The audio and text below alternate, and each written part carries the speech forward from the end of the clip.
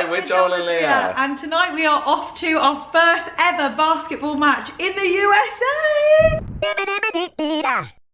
Oh my goodness, this has happened by accident. We were on the Preston and Steve show, which is a very big radio show here in Philadelphia this morning, and a listener called in to say they had spare tickets to a VIP suite and they wanted us to go. We're so looking forward to that.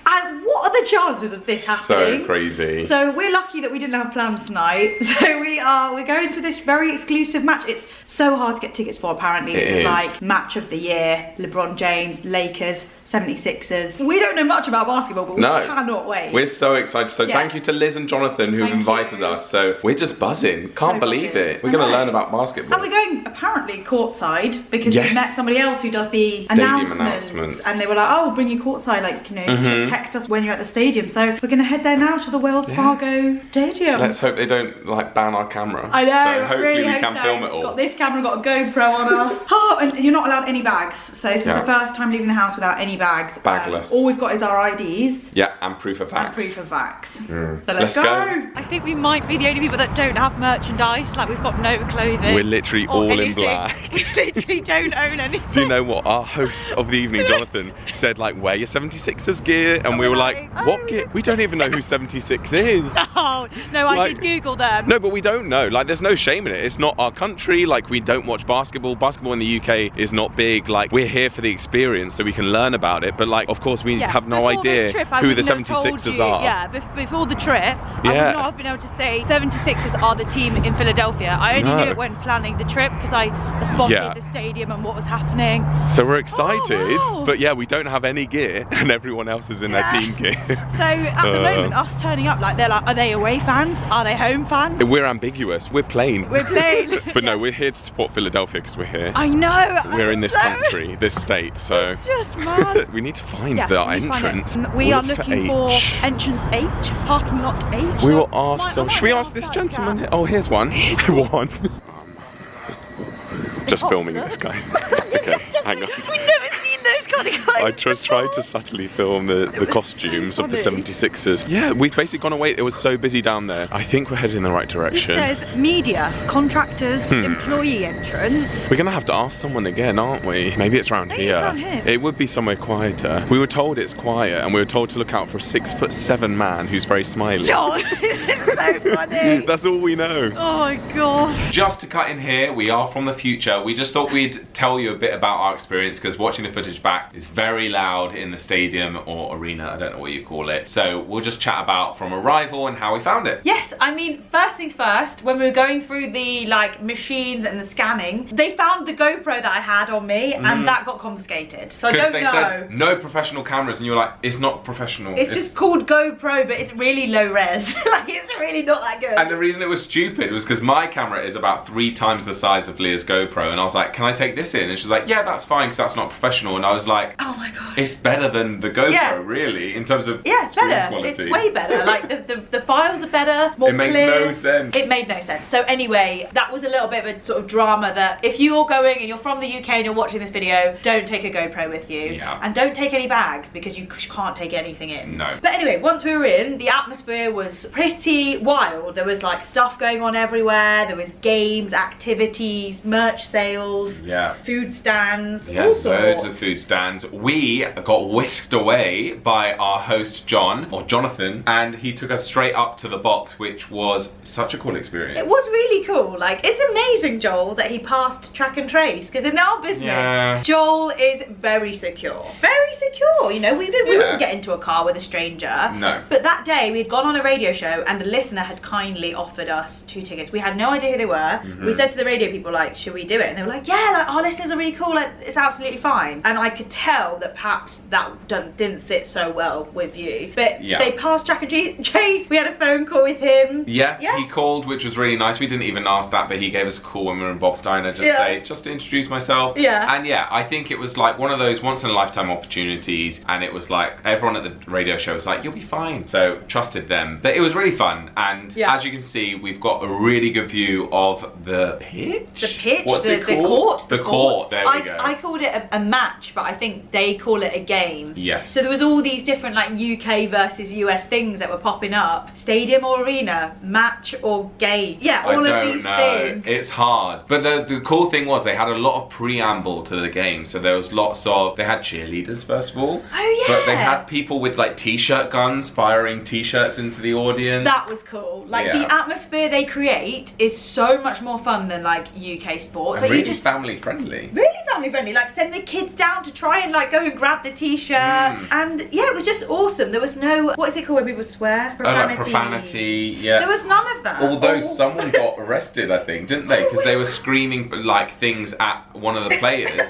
And when I googled it afterwards, like the match, the game, whatever it's called, articles came up of a man that got escorted out of the arena. You're joking. Stadium, whatever it's called. Arena, stadium. Or like saying profanities to one of the players. But I think that's very unusual. It's very family oriented, it seemed. It was cool. And what was really funny was halftime entertainment. The guy with the chairs. Getting on more and more chairs, and we were like, is this for real? And then what was really funny was that where we were sitting in the box, there was a lady who was like, oh my god, these gimmicky halftime things are getting worse and worse. And we were actually thinking like, it's actually quite good. We're like, whoa. But she was sort of like taking the mick out of how ridiculous it had got. And that's the other thing. She started talking to us and Jonathan, and like in the UK that just wouldn't really happen. You just don't really chat to the people and next like to you. then she would chat to us like throughout the whole thing pretty much, and it was like, so it wasn't just a one liner like that could happen in the UK, but you wouldn't just make friends with people in the UK. Yeah, like I don't know whether she was chatting to us because she heard us asking Jonathan like, okay, so how does this work? Like why are there only 6 people on the court in that, like blah blah blah blah. I don't know if she just was being like, oh, there's new people here, or if she's That's true. If it was just like American friendliness. You know what, that's one of the things I didn't like about the basketball game. It's so stop and starty. Yeah, you were not a fan of that. I couldn't get into it. Like I enjoyed the experience and I would definitely go again, but I couldn't fully get into it because as soon as they started they stopped again, because I don't understand it. No, I don't know. Is it because they're exhausted, or is it because I think they're tired and they need some prosecco? No, I don't know. It was just, maybe it was a foul, or maybe that's just the way it's designed, but it was very much like they play for a minute, literally 60 seconds, and then suddenly there's a break of like 2 minutes, and then they play for 45 seconds, and it was just like, oh, can't you just play solid? Well, yeah, you're like, can't I just get really into this with no adverts or something? One thing that was interesting was, sorry, do it again. This is the whole reason he got an Apple Watch, so he could do that. It's so funny. I've forgotten what was interesting about it. Stop and start. The music was like da-da, oh, the dramatic music. And also they got the cameras and they'll go around the audience and they'll show like people laughing, or like they'll be like, who's got the best drip? Yeah, the best outfit. We found out what drip was. Because someone from the President Steve show does the announcements by the courtside. So we were supposed to go and see him before the match and afterwards of the game. It didn't happen. We ran out of time in the end. But he sent me a message and a photo of his outfit. Was like, look at this drip or something. And we said to Jonathan, we're like, what does drip mean? And he was like, oh, like outfit. Clothing. Yeah, we thought it was brilliant. Yeah. Now I have since taken that lingo back to the UK, and I was actually at a wedding last night and I saw someone's outfit and I turned to Ash and I went, they got good drip. They got good good drip, or like they're dripped. Yeah. I don't even know if I'm using it right. Maybe it means like dripping in like clothes designers or whatever. I don't know. But overall, the entertainment and like the experience was way better than like a UK sports event. You know? Yeah. It was light-hearted, it was fun. Oh, I remembered my point from earlier. My point was, you don't have to watch everything so intently. So in the UK, say if you go to a football match, it'd be unthinkable to miss a goal. You'd be like, I've come all the way here, I've missed a goal. Whereas like there'll be constantly scoring, would you say scoring a hoop? Scoring a point? Yeah. And Jonathan would be like mid-chat to us. Yeah. And I'm like, you just missed the thing. Yeah, because I was worried that we would be annoying him by being like, what does that mean? What does it? So I was like, oh, I won't bother him too much. Yeah. But then in hindsight, I think you're right. Like it's one of those, it's a family-friendly game. You don't have to pay full attention to it at all times. Because we went and got food during the game. I thought we went in, we missed a little bit, didn't we? We went half-time. Because he said go when you're like a third of the way through the first quarter, or no, the second quarter or something. Because it was like at half-time, they will be rammed. Chaos. So we went a bit earlier. Oh, that was good. I must say the food food was like classic stadium food, like nothing fantastic, and also really expensive in my opinion for stadium food. Which I guess is normal. It's normal. But that's just normal. That is it. One funny thing,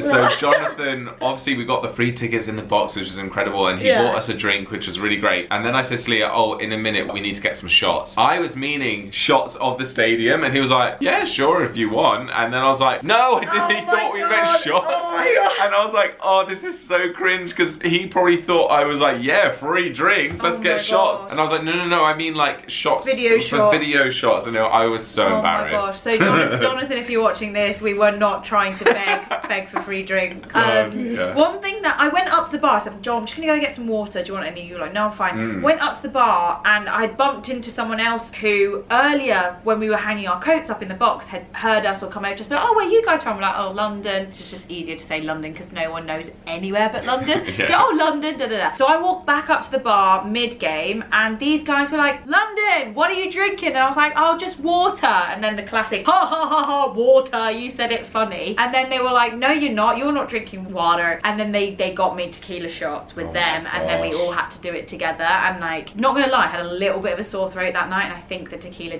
fixed me. But yeah, you did, because you had an ulcer at the back of your throat for that whole trip. I actually did. I don't know what. I think when me and you go away, just get stressed or work. I don't want to make it sound dramatic because we're so lucky to be able to do things like this, but my body just that's how it shows that it's tired. So yeah, the tequila sorted that right out. I don't know if I have any B-roll of that though, but overall, that was a really great night. Yeah. Loved it. And we don't actually have an outro for this video, but getting home was a nightmare. Oh, the we public tried transport. to, it was literally 10 minutes on the train or tram to our apartment, and then we had to queue up to get tickets. So we're like, okay, that's fine. It was only like a couple of dollars each. Oh my God. And the ticket machine wouldn't work. We go to pay and it said decline. So we tried again, declined. There's a queue waiting for us. So we're like, okay, we got out of the queue, joined another queue, tried another machine, declined again, tried my card, declined. And we're like, why? I don't know what's happening. Every card we had on us. Like, we tried our work cards, our personal cards. The machines weren't having, we didn't have cash, did we? No. We never have cash. That's the other lesson we've learned from these trips. Start carrying more cash. And it just was not happening for us. So we were like, we can't take this metro or what do you guys call the underground? I don't know. The tram? Tram, maybe? I don't know. The subway. But we had to get an Uber, which obviously, leaving a stadium, a massive game with the Lakers, like, and the 69ers. No. 76ers.